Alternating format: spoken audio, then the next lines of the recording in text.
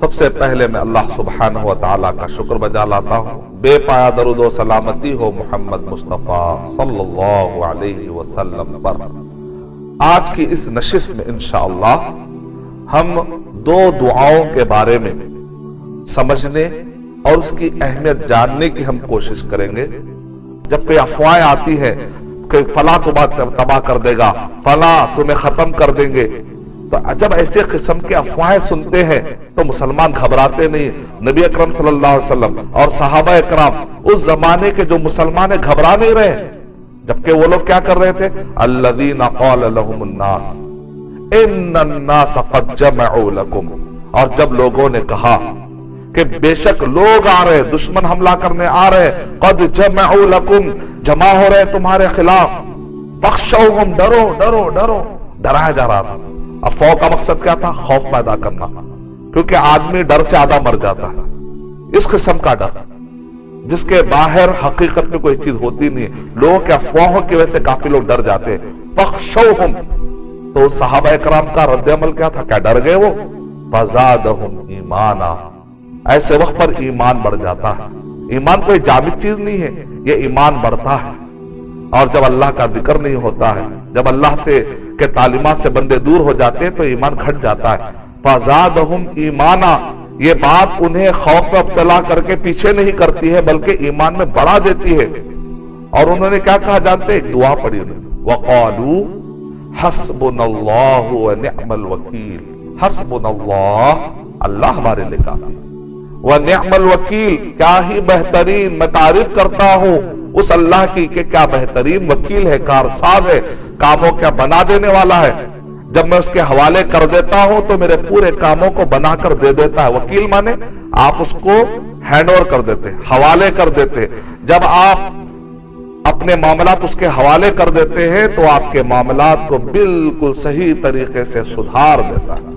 ونعم الوکیل، کیا بہترین وکیل ہے، کیا بہترین کاموں کا بنانے والا ہے وہ۔ یعنی جب بھی آپ یہ دعا پڑھیں گے تو آپ یہ غور کریں گے کہ نہ صرف جو تکلیفیں آپ کو آنے کا اندیشہ یا ڈر یا خوف یا وہم جو تھا، نہ صرف یہ کہ انشاءاللہ وہ دعائیں، وہ تکلیفیں، وہ سارے پریشانیاں آپ سے ہٹ جائیں گی، الٹا کوئی نہ کوئی بینیفٹ، کوئی نہ کوئی اپرچونٹی، دنیاوی اعتبار سے کوئی نہ کوئی فائدہ بھی آپ کو ضرور ملے گا۔ الحمدللہ، یعنی آم کے آم گٹلیوں کے دام، دونوں کے فائدے الحمدللہ۔ وَفَضْلٍ لَمْ يَمْسَسْهُمْ سُوءٌ وَاتَّبَعُوا رِضْوَانَ اللَّهِ، اور کیا ہوا؟ اللہ کی خوشنودی بھی مل گئی، یعنی دنیا تو ملی، آخرت بھی مل گئی، اللہ تعالیٰ راضی ہو گیا۔ یہ ایسی دعا ہے کہ جس کے اندر دنیا کے تکلیفیں دور ہوتی ہے، دنیا کے فائدے ملتے ہیں اور آخرت کی رضامندی بھی ملتی ہے۔ وَاتَّبَعُوا رِضْوَانَ اللَّهِ وَاللَّهُ ذُو فَضْلٍ عَظِيمٍ، اور اللہ سبحانہ وتعالیٰ فضل والے ہیں، بڑے عظیم فضل والے ہیں۔ اللہ سبحانہ وتعالیٰ کے خزانے میں کوئی کمی نہیں۔ آدمی یہ نہ سوچے کہ مجھے کیا ملے گا، نہیں، خزانے بھرے پڑے ہیں، بس مانگ کر تو دیکھو۔ مانگنے کا سلیقہ ہونا چاہیے، توکل سے مانگیے، اللہ پر بھروسہ کرتے ہوئے مانگیے۔ بعض اوقات ہوتا ہے کہ لوگ آپ کی بات کو ٹھکرا دیتے ہیں، مسلمان ہیں، اسلام کے بارے میں اعتراضات کرتے ہیں، ستاتے ہیں، مسلمانوں کی بات سمجھ میں نہیں آتی ہے، الٹا پریشانی آنا شروع ہو جاتی ہے۔ تو ایسے دعوتی میدان میں، ایسے وقت پر جب ایک فیل کرتا ہے ایک مسلمان کہ اسلام کا نام لینے کی وجہ سے، اسلام کی وجہ سے اسے کچھ تکلیفیں آ رہی ہیں، تو کیا کرے ہو؟ فَإِن تَوَلَّوْا فَقُلْ حَسْبِيَ اللَّهُ، کہہ دو کہ اللہ میرے لیے کافی ہے۔ یہ دعا پڑھ لیجیے، حسبی اللہ۔ جب بھی آپ کو ایسا فیل ہوتا ہے کہ میرے دینی بات کرنے کی وجہ سے مجھ پر کچھ مصیبتیں آ رہی ہیں، تو حسبی اللہ، لا الہ الا ہوا، نہیں ہے کوئی سچا معبود سوائے اسی کے، علیہ توکلت، میں نے اسی پر بھروسہ کیا، علیہ توکلت وہو رب العرش العظیم، اور وہ بڑے عظیم عرش کا وہ رب ہے، وہ مالک ہے، میں نے اس پر بھروسہ کر لیا۔ ان دو دعاؤں پر آپ غور کریے۔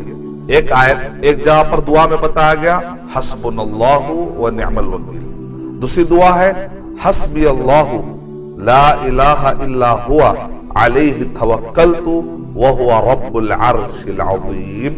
ہمارے جتنے پروجیکٹس، ہمارے جتنے بزنس، ہمارے جتنے بھی کام کاج، بہت سارے ہمارے بوڑھے اور بڑی عمر کے خواتین اور بزرگ ہیں، وہ بچوں کی شادی کے لیے پریشان رہتے ہیں۔ بہت سارے بزنس مین پروجیکٹ اٹھا لیتے ہیں، پروجیکٹ کمپلیٹ نہیں ہو رہا ہے، انویسٹ کر دیتے ہیں، پھر پیسہ واپس نہیں آ رہا، پریشانیاں، قسم قسم کی پریشانیاں، کوئی بیماری مبتلا ہے، بہت دن ہو گئے بیماری ختم ہی نہیں ہو رہی، ذہنی بیماریاں، جسمانی بیماریاں، گھٹنے کا درد، بہت سارے ایسے پریشانیاں، تکلیفیں، ایک آدمی محسوس کرتا ہے کہ وہ تکلیف میں کچھ پڑے کہ حسبنا اللہ۔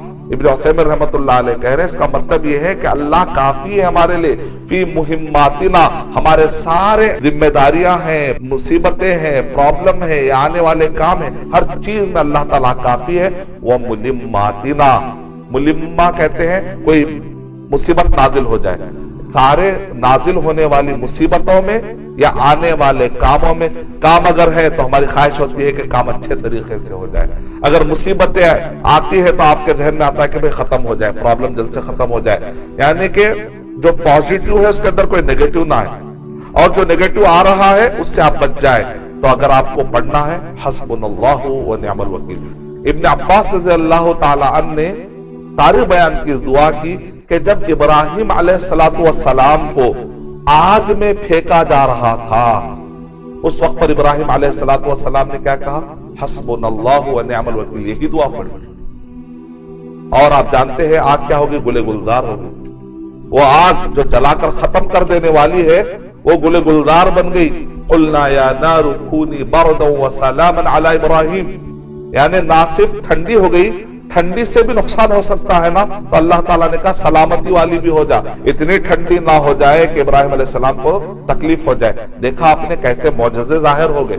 مصیبت کے وقت پر آپ کو کافی دعائیں یاد آتی ہے، لیکن نبیوں کو کون سی دعائیں یاد آ رہی ہے اس وقت پر؟ حسبنا اللہ و نعم الوکیل، بڑی اہم دعا۔ نوح علیہ السلام کے زمانے کے طوفان نوح کو ذرا یاد رکھیے، ابراہیم علیہ السلام کو قوم نے جلانے کے لیے جب تیاریاں کی تھی، ذرا وہ ذہن میں منظر لائیے۔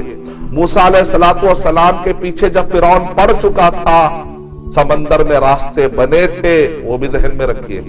عیسیٰ علیہ السلام کو مارنے کی جب تیاری اور سازش ہو رہی تھی تو اللہ تعالیٰ نے زندہ آسمان میں عیسیٰ علیہ السلام کو اٹھا لیا۔ وَمَكَرُوا وَمَكَرَ اللَّهُ وَاللَّهُ خَيْرُ الْمَاكِرِينَ، اور محمد صلی اللہ علیہ وسلم کو ہر تکلیف کے وقت پر جو نبی اکرم صلی اللہ علیہ وسلم دعائیں پڑھا کرتے تھے، اس میں سے ایک دعا، اور خاص طور سے حمراء الاسد، جنگ احد کے بعد بدر صغرا کا مفسرین نے جو ذکر کیا ہے، ان سب واقعات کو اگر آپ سامنے رکھیں گے تو اس دعا کی اہمیت ہمارے ذہنوں میں اجاگر ہوگی۔